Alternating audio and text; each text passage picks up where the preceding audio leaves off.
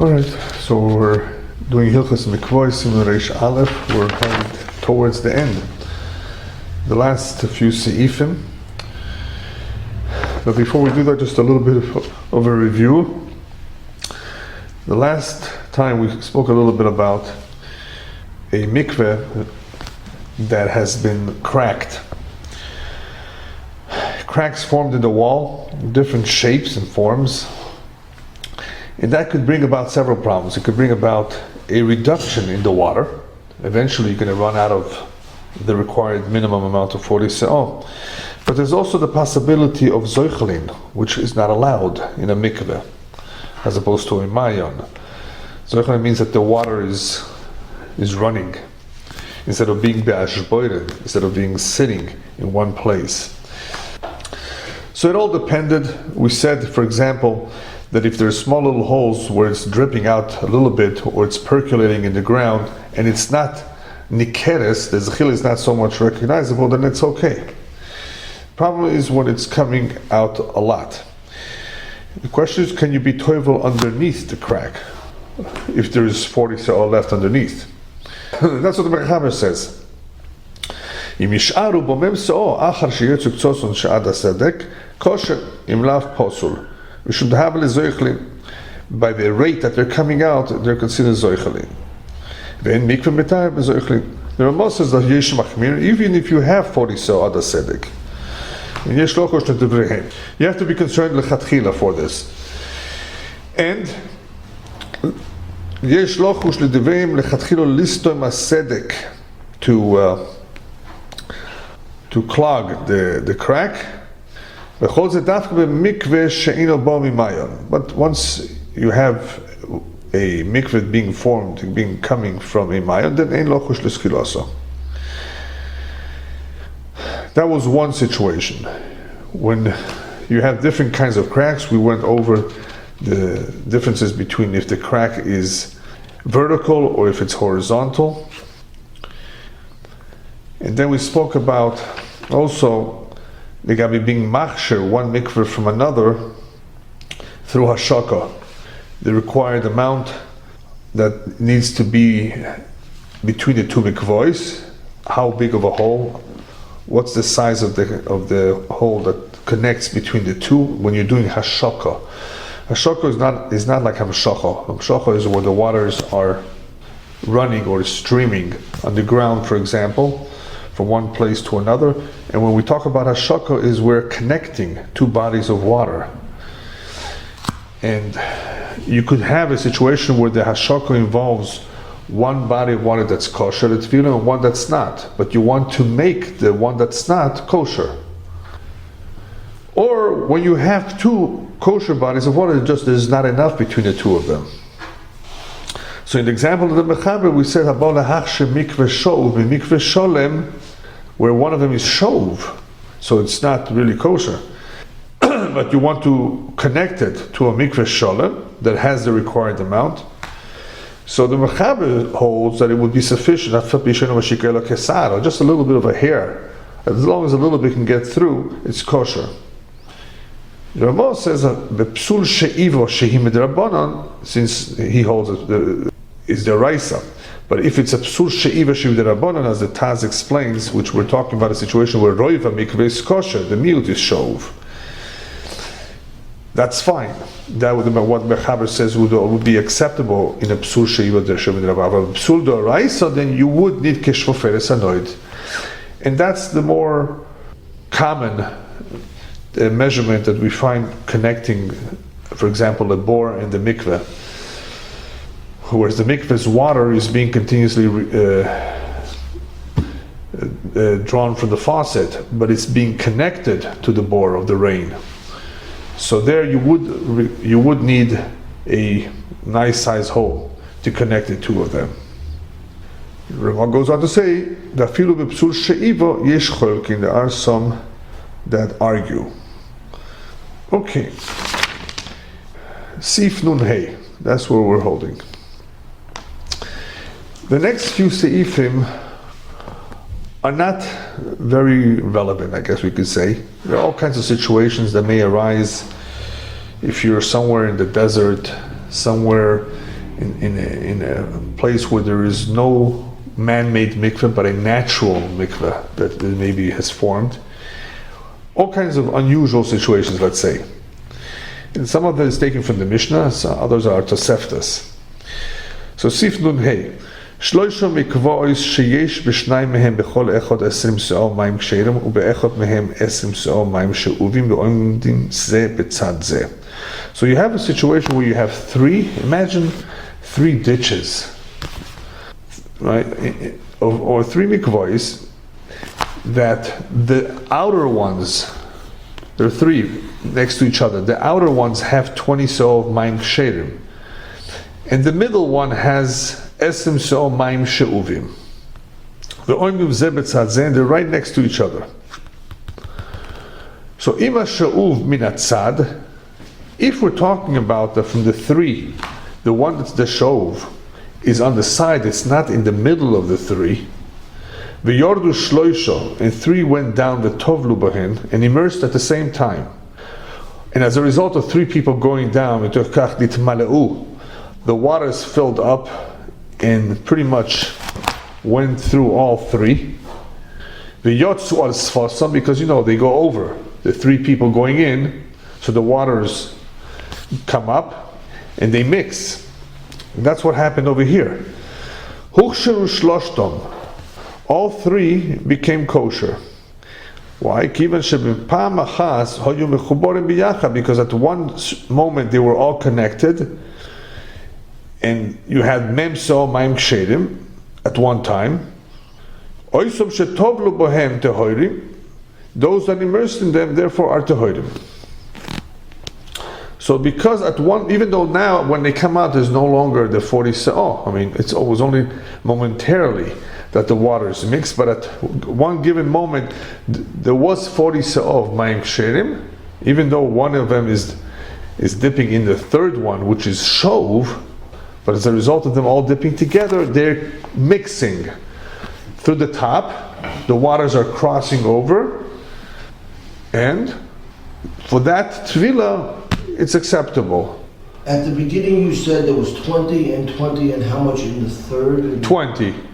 But one of the 20 is shov. What does it really? If it's going to be 40, right, of shov, right, exactly. It doesn't matter what's in, how much is in shov. It could be more than 20. It could be less than 20. Yeah, but that's the example that is given here. Yeah. It could, according to some shittas, it could make a difference sometimes. Yeah, but here. The ikar point is that between the two that have mayim ksherim, you do have 40, and that's what he wants to bring out over here. That even though one of them is going into the shov, that's the chidush. They are mixing through the safa, in other words, through the top, through the border at one moment, and that's fine. But that's as long as the shov was on the side. If that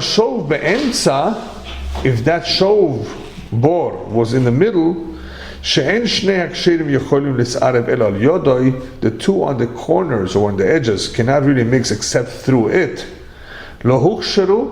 Then none of them became kosher. They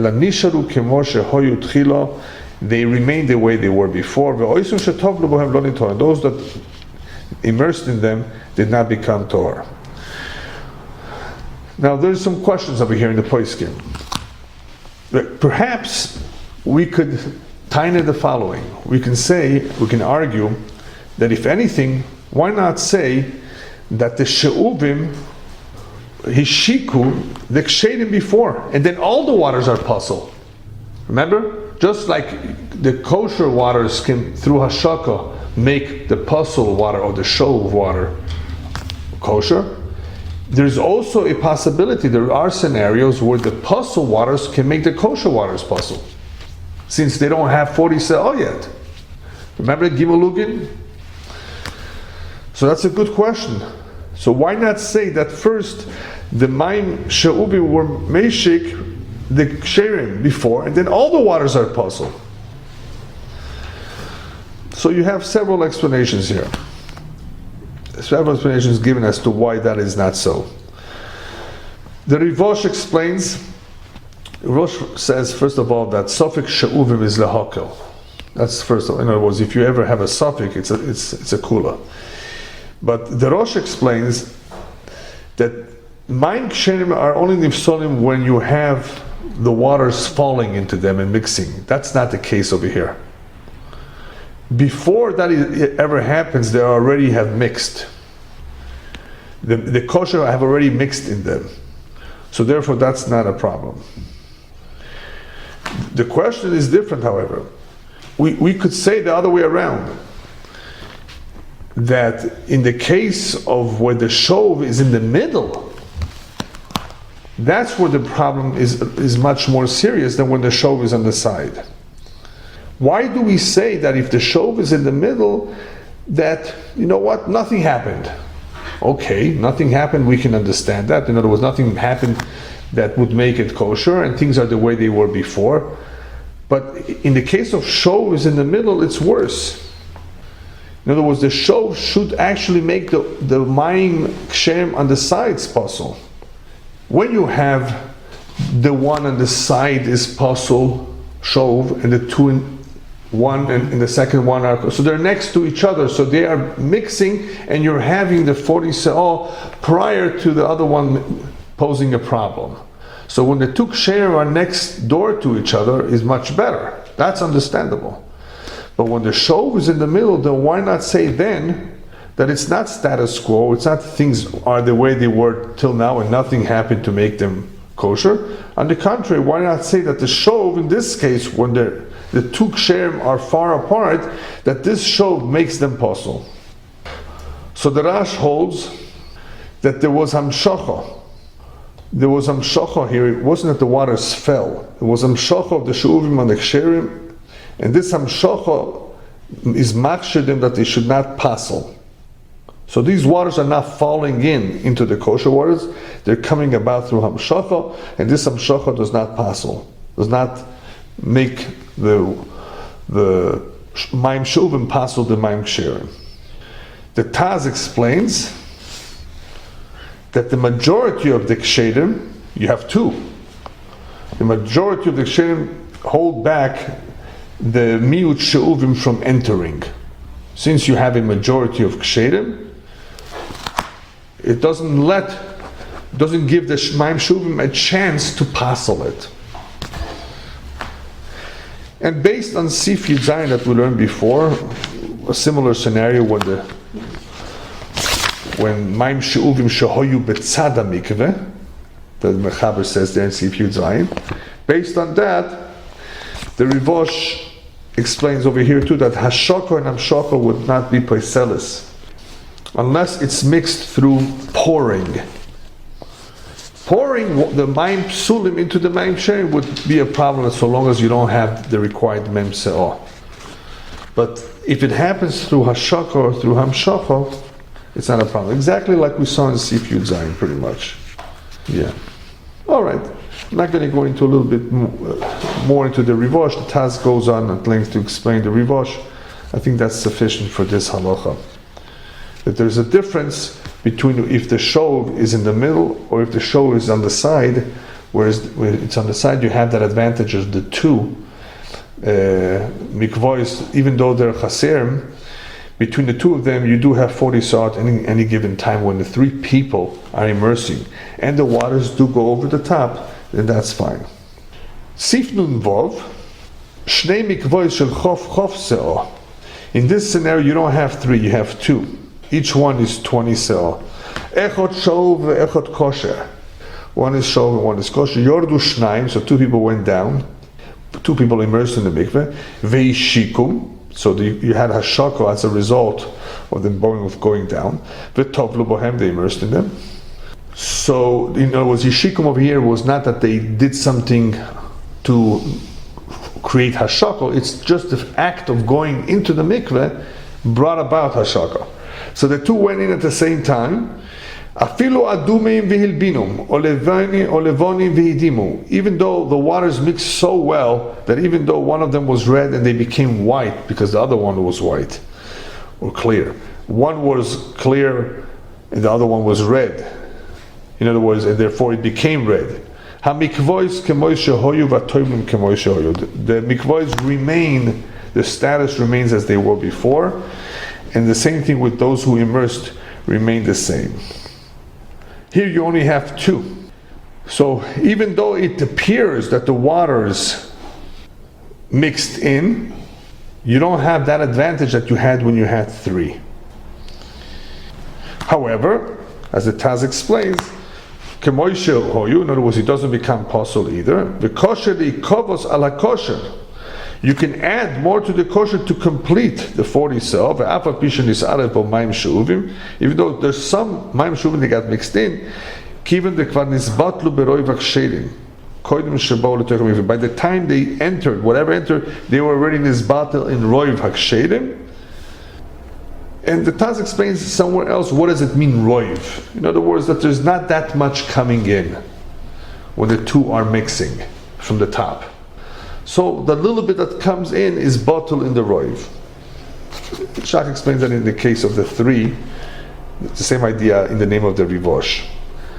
In other words, this idea of concept of roiv is a little bit difficult to understand, but he means that because of the dynamics of how the waters are mixing from the top, not that much is coming in that we have to be concerned that it's going to passel.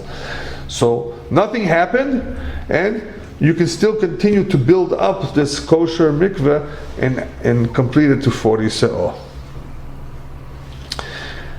Wait a minute. The water is coming in over the top. Right. So nothing. Sounds very much like a pouring, even though you said before. Yeah. This is not a pouring. Yeah. It's coming in over the top. That's the same mechanism by which one would pour. Not really. Yeah, it's more like a hashaka. They're connecting through the top. The waters are moving over. It's not really pouring. But I forgot to mention also, the Taz did explain before that not only in other words, first of all, we also understood that the kshem did not become possible through the she'uvim going into them. In other words, that they all became kosher when you had three, when the shov was on the side, because you had between the two of them 40 se'ah. And neither can you be toivel in the other ones, because neither of them has 40 se'ah yet. There's still 20. It was just at the time that the people immersed, they combined, and you had 40 se'ah between the two mikvoos that are kosher. So even the third one on the side was fine. But you can add to them. שהרי בכל אחד מהם כשיעור על בוים סו, שהרי הופסקו אחר כך, זה מזה, אלא רצונו לומר שהשוב נטהרו ונעשו על ידי השוק הזו כמי גשמים, since you have 40 se'ah, so you have the השוקה, and now אם ימולא אחר כך מי גשמים על השוב עד מם se'ah, יהיו כשרים לטבילה. Alright, so the way it works is like this. There is a difference between the three of them in the way they're situated. When you have the shov on the side, so they are combining at a certain moment to form 40 se'ah maim shedim, and then even the maim she'uvim would have through hashaka become kosher, that now you can add to it and complete it to the 40 se'ah.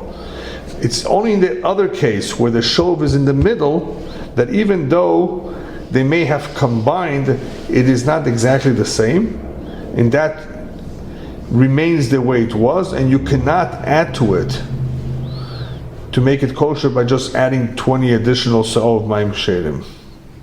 So it's only in that scenario that would not work. So what that means is that the one in the middle remains bepisuloi, which means you cannot add to it to complete it to the 40 se'ah, as opposed to the first example where you had the one that was maim shuvim at the end. The hashaka helped all of them momentarily. You still have to add to complete to 40 se'ah. But in the seifa, you would not be able to even add to it, to the one that is she'uvim, that is, to complete it to the 40 se'ah, because it remains the way it was. The hashaka did not help it in any way. The next seif Nun Zayin. כל המעורב למקווה הרי הוא כמקווה ומטבילן בוי גומויס הסמוכויס לפי המקווה.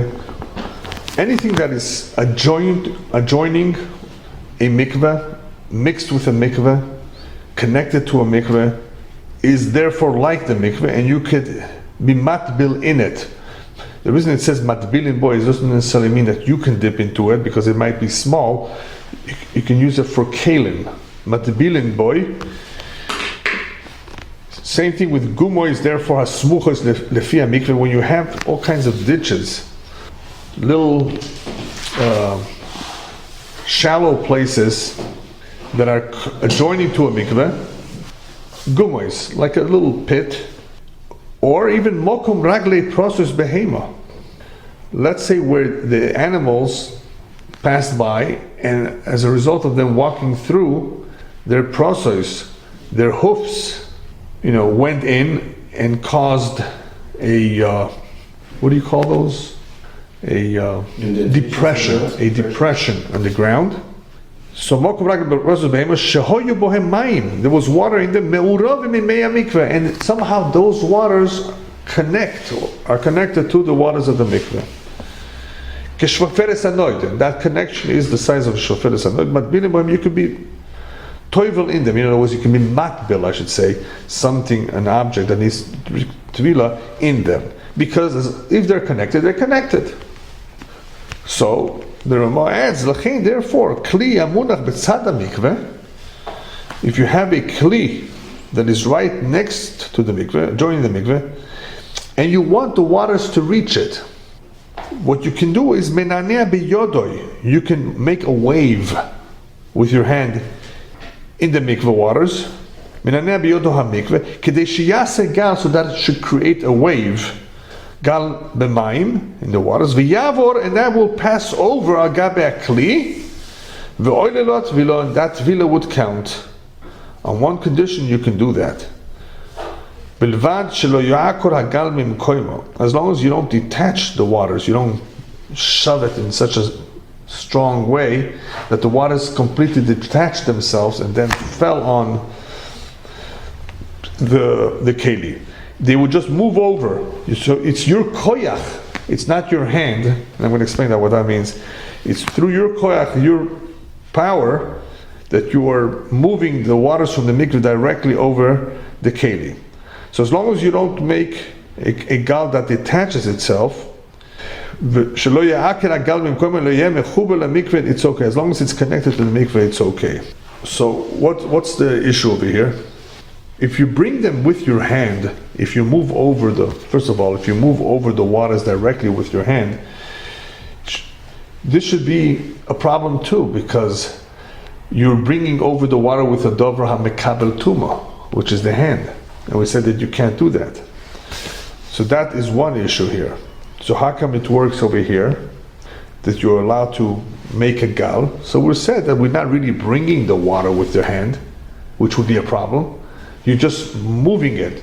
You're going to the mikveh, and you're making a move in the water, and then the water by itself, through the momentum, moves over on top of the keli. That's okay. So at the time that you're moving the water with your hand, where is your hand located relative to the mikveh? In the mikveh, inside the mikveh. Inside the mikveh, yeah. So you're not bringing the water with your hands, you're pushing the water. So your hand, now since the water is connected to the mikveh, hypothetically, your hand could be accompanying the water as it's pushing it. Yeah, but that's not the problem. Yeah. I'm just saying, that wouldn't be a problem. Exactly. Right. Yeah, exactly. Yeah. So why can't I use a wave machine? A wave machine? Seriously? Yeah. I guess so. Same idea. Yeah. If you needed to get that water a little bit across, as long as we're talking about, remember that they are connected. No. So you want to just cover up that keli so that they are connected. That's very important. Otherwise, we're talking about two bodies of water. But you just want to get enough water to cover over the keli, and you can do that. According to the Bach and Taz, if it's a gal shenitlash from a mayon, you don't need 40 sa'ah. In other words, if the gal were to become detached, it's like a wave, then it could also be bezoichalin. According to Bakatas, if it's a gal that's nitlash mi'amayon, you don't need 40 sa'ah, and it could be also bezoich. Whereas if it's a gal that's being detached from a mikveh, you need 40 sa'ah, and then it has to be metar only b'shborim. It can only be metar once it has come down in one place. According to the Shach, you need mem sa'ah even from a mayon. Okay, so that would be only the case where it was nitlash. But if you're not being toilish the gal, you're just doing it with your hand, it's just moving over, then that's fine. Alright, the next seif is choyre me'ara. Sif nun ches. You have holes in the cave. There used to be mikvaot in caves. And they used to have sometimes little holes, or all kinds of cracks, where you can put a machat, you can put a needle, that's time, you can fit something that's small, a small item. Matbilim bohem, you can make the tefillah in them, of these small items. Even though the waters in them is not really mixed with the waters of the mikveh, only a very, very small amount. Because they're part of the mikveh. Since they're part of the mikveh, as long as you have just a little bit, you don't need a shfoferes anoid here. You don't need a big size hole connected to it. Just even a little bit is okay because they are part of the mikveh. The next seif is a little bit different. We're not talking about small little holes anymore. Now we're talking about an uka shebetocha mikveh. You have an uka is like a large ditch, I guess you can call it. A big hole that is within the mikveh area, but it's separated by a little partition from the mikveh. So the halacha is like this: Im hoysa karka mavdeles ben ha'uka ben ha'mikveh, if the ground or the wall, the partition that's separating between the uka and the mikveh, bria, it's strong, ve'yecholo lehamid es atzmo, and it could withstand by itself. In other words, it will not. One pshat in lahamid es atzmo means that it will not collapse. It can hold its own water. Ein matbilim b'mayim sheba'uka, you would not be able to be matbil in those waters in the uka ad sheyu me'uravim im ha'mikveh k'shveferes anoid, unless there's a big enough hole that connects the two, the size of shveferes anoid. But v'im eino yechol lahamid es atzmo, if it cannot hold itself, in other words, it will easily collapse. It's a very, very I guess flimsy type of partition. Even if there's only a little bit of a connection between the two, you can be toivel something in it as well, because it's going to fall in, it's going to cave in. It's really one. It's just there's something in between them. You know, you ever go to the ocean, the beach, make something out of the sand? It just easily. It's been a few years. Yeah, it easily falls down. It cannot hold. But that's one shot in what it means. According to the Rash, we're talking about a situation where either it can hold its own water, or that it cannot hold its own water. What that means is that the waters fill the uka as a result of the mikveh's water. In other words, it percolates through. It's not a strong enough wall that can hold its own water. It gets its water, whatever water it gets, is as a result of the mikveh's water. And the partition between them is soft, that the waters get through it. So then the two of them are the same. It's like one mikveh. So that's another pshat in how you understand the words yecholu lahamid es. But posher pshat, like most of the poskim learn, is that we're talking about either a partition that is very strong, that can hold its own water, or it's not strong and it will easily fall apart. So if it will easily fall apart, it's really like you're being matbil something in the same mikveh. It's not a separate whole. And therefore, even if the entire connection between the two is just a little bit, it would be sufficient. I think we should just explain that Shach also adds that anytime you're going to be matbil something in a mikveh choser, B'tzad sholem, which is next to a mikveh that is sholem, you want to make sure sheyal kol panim guf anitbal. If it's a man, his guf has to be oile umiskase b'mayim b'basar. His entire body has to be covered at once. And if you're talking about kelim, afar pisha miskasim kulam b'mayim, even though they're covered entirely by water, could go like, let's say, little needles. To know those pipes, shem k'tanim, they're small. Lo sagim epochos mevius. You have to have at the very least a revius. Why would we think otherwise? That's been halacha. In other words, we know from now that. Why would we think this case is different? Right. He's just you're right. We've seen that before, but we've been talking a lot about chibur here. You have shofar sanoid. That's everything is okay. But even then, if you're going to be using that small area, and at any given time there may not be enough water there, or there may not be a lot of water, so whatever it is that you're putting inside has to be completely covered. So he wants to make that clear. Don't think that just because the two are connected that's enough. It's kosher, but whatever it is that you're putting inside has to be completely covered. Let's see the next seif. Gimel gumois. Let's say you have 3 ditches. Shebenachal. I would translate nachal over here like a dry riverbed. Shach says that it's like a valley. We're not talking about a stream, a regular nachal. In other words, it's where waters usually go through. A good example of this is certain parts of the desert where they tell you be careful with sudden downpours that come, because they create what are they called? Flash floods. Thank you. Yeah. So that's similar to what we're talking about here. You have a situation where there's sometimes a stream of water that just comes in, floods a certain area, and fills up these gumois, these big depressions or ditches in the ground. So here you have like this. Sif Samach, you have Gimel Gumois Shebenachal. So you have 3 of them, one after another. Atachtoino ve'elyoino, the first and the third are 20 se'o. Ve'imtsois, in the middle one, Shelmem. And the middle one does have 40.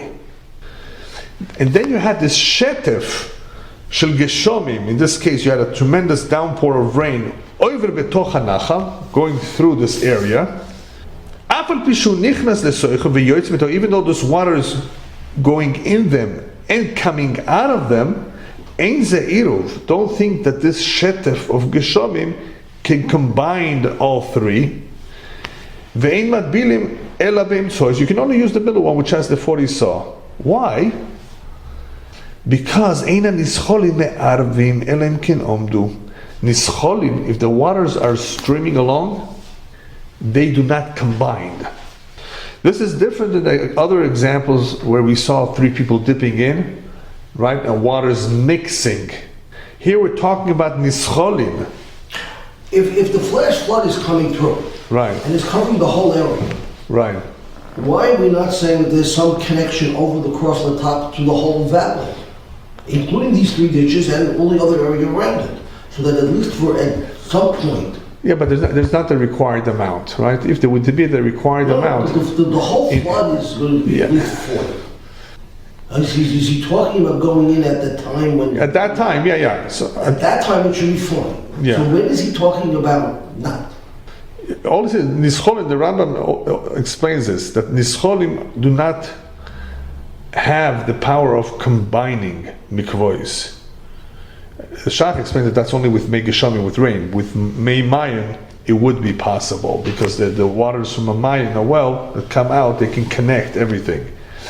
But the Chiddush here is that we're talking about it's Mei Geshamim, it's rain. You cannot use that to combine. As it is, you need them to sit, you need them to be Be'ashboirim. It's not a Mayan. So neither do they work to combine.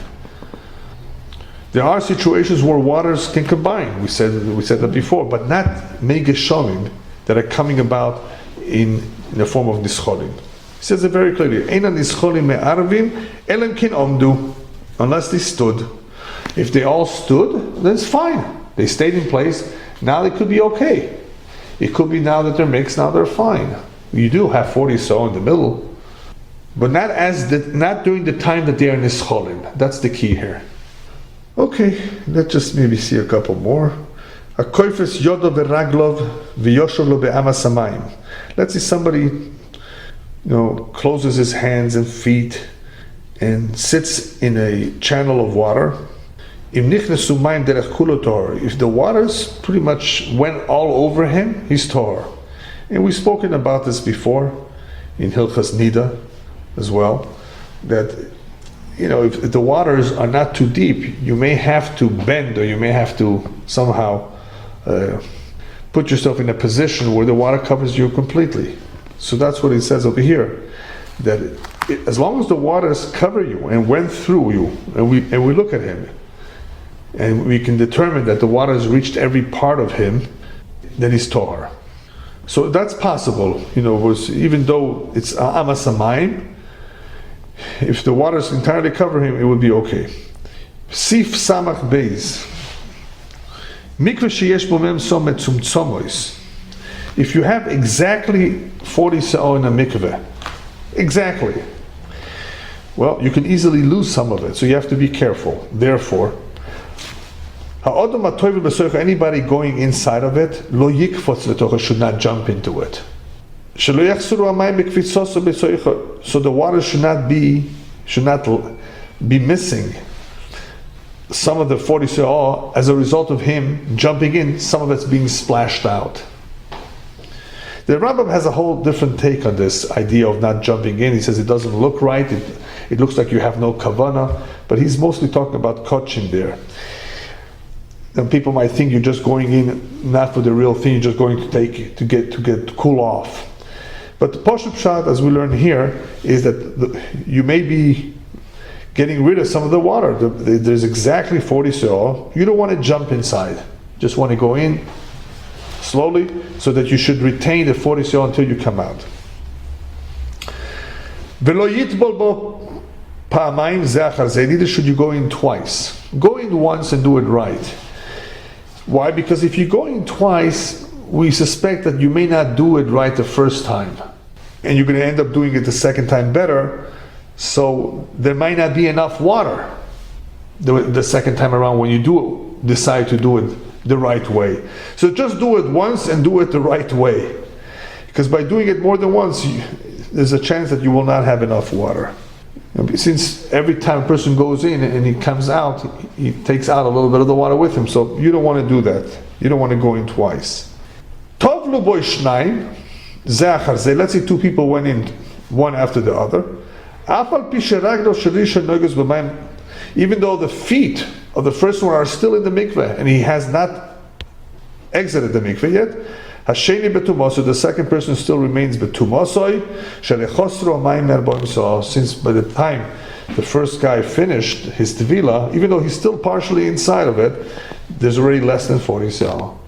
Now obviously you don't want to deal with these kind of situations. You always want to make sure there's a little bit more, so you don't have exactly 40 sa'ah and have to worry about it, was there enough or not.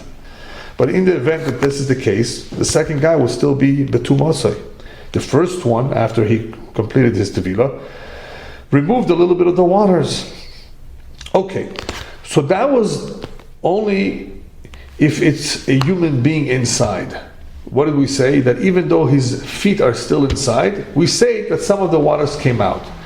When it comes to dipping clothing, blankets and pillows, it's a little bit different.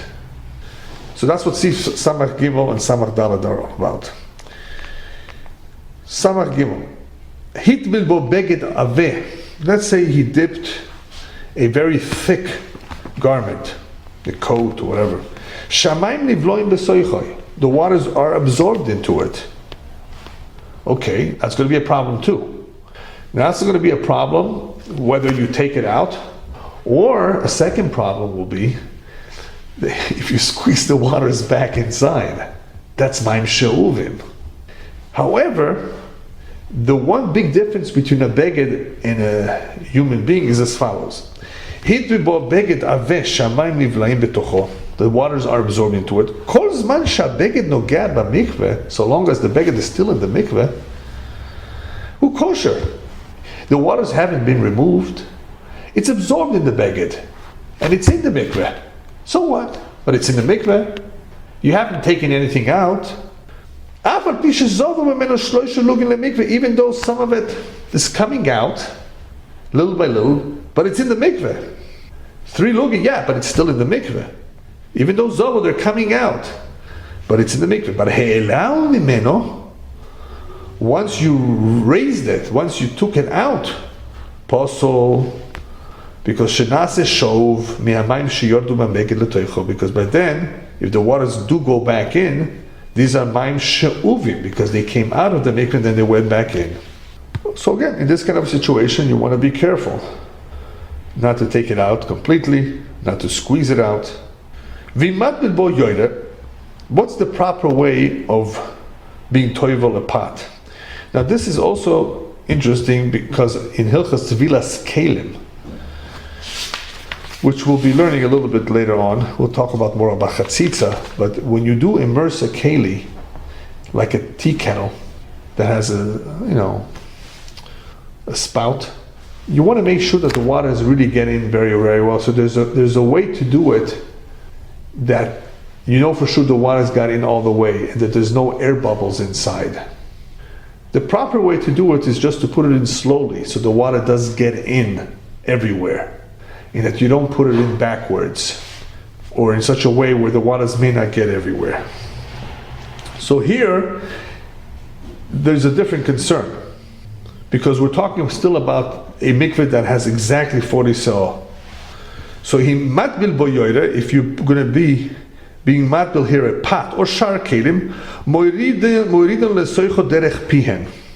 Now you do want to put them upside down through their mouth, through their opening, but slowly. In other words, you do want the waters to get in them, but what you don't want to do is not to do them on their shulaim, on their bottom. Why? So the